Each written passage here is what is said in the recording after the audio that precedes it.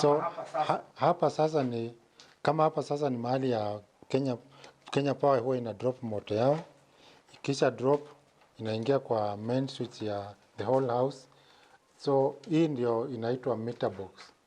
Meter box ni mahali Kenya Power ina drop moto yao, alafu from there una distribute kwa kila nyumba inapata moto na mita yake tofauti. Unajua kwa meter box size mingi.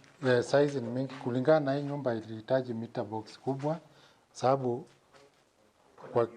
kuna nyumba nyingi na kila nyumba inahitaji mita yake, so that kila mtu aweze kupata mita yake.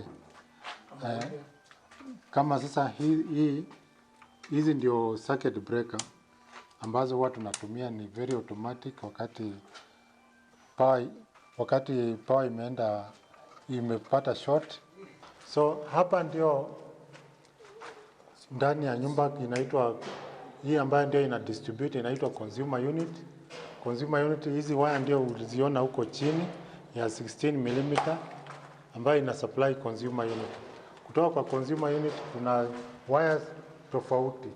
Tuna waya ya 1.5 ambayo ina supply taa, na kama umeweka 1.5 unaweka breakers ya 6 amps.